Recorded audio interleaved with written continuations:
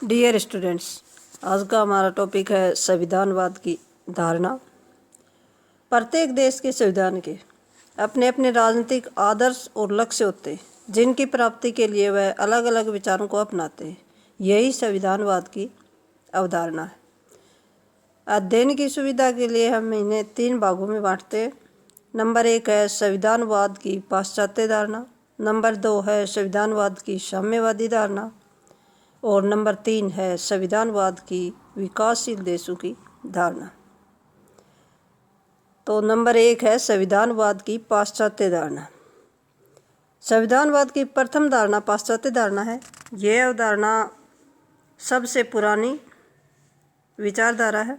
यह उत्तर उदारवादी दर्शन की प्रतीक है, जिसमें व्यक्ति की स्वतंत्रता, राजनीतिक समानता, समाज व आर्थिक न्याय, लोक कल्याण की भावना इसके आधारभूत स्तंभ हैं, जिन पर यह विचारधारा टिकी हुई है।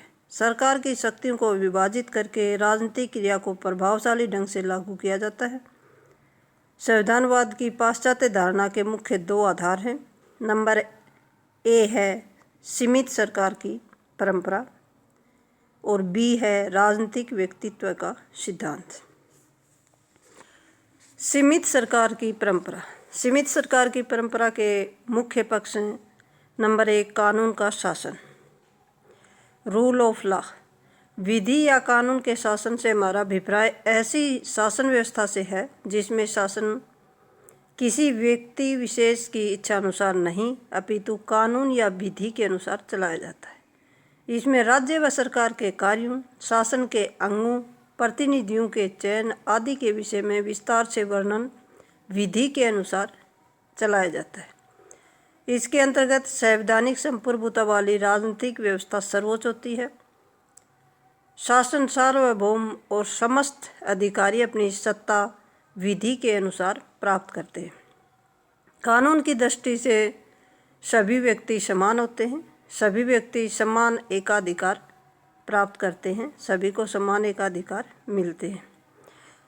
पॉइंट नंबर 2 है मौलिक अधिकारों व स्वतंत्रता की व्यवस्था। संविधानवाद की सीमित सरकार की परंपरा का दूसरा पक्ष नागरिकों के मौलिक अधिकारों व स्वतंत्रताओं की व्यवस्था करना है। पश्चिमी देशों का प्रत्येक संविधान नागरिकों के मौलिक अधिकारों और स्वतंत्रताओं की व्यवस्था करता है। संविधान में नागरिकों की स्वतंत्रता और मौलिक अधिकारों की वर्णन होने के से राजनीतिक शक्ति पर प्रतिबंध लगता है और नागरिकों के अधिकार सरकार पर सकारात्मक प्रतिबंध लगाते हैं। उन अधिकारों का उल्लंघन किया जाता है तो न्यायपालिका उस पर रोक लगाती है। अगला पॉइंट 3 है स्वतंत्र व निष्पक्ष न्यायपालिका। स्वतंत्र एवं निष्पक्ष न्यायपालिका की व्यवस्था संविधानवाद का एक महत्वपूर्ण पक्ष है। आधुनिक युग लोकतंत्र का युग है। नागरिकों के अधिकार और स्वतंत्रताएं संविधान में लिखित होती हैं और संघीय व्यवस्था अपनाने वाले राज्यों में केंद्र और प्रांतों में शक्तियों का विभाजन किया जाता है। पॉइंट नंबर 4 है शक्तियों का पृथक्करण। शक्तियों का पृथक्करण भी संविधानवाद का एक अन्य पक्ष है। शक्ति पृथक्करण का अर्थ है सरकार के तीनों अंगों में शक्तियों का उचित वितरण किया जाए। शक्ति पृथक्करण से सरकार का कोई भी अंग तानाशाह नहीं बन सकता है और उनमें उत्तरदायित्व की भावना पैदा होती है। ये था संविधानवाद की पाश्चात्य धारणा। Thank you. जो पृथक्करण है मैडम ने रह बोली थी पृथक, ये री का पृथक्करण होता है। पृथक्करण मैं क्या बताना चाहता हूँ, राजस्थान उत्तर प्रदेश के लोगों ने इन कलाओं से अपना हिंदी का प्रभाव जुड़ा। जो कंपेस संभाव स्कूल वो देख कितना दिन तक करता रहते हैं। स्कूल तो कभी क्या बोलनी चाहिए जो की मजाक उड़ाओ से।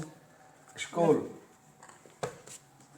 क्षेत्रफल को क्षेत्रफल तो मैं ये बताऊँ कि ये हाँ मतलब ये मेरा मतलब इसको री की रूप उच्चारित के सेपरेशन ऑफ पावर्स पृथक करके होता है। बोलना कुछ नहीं है और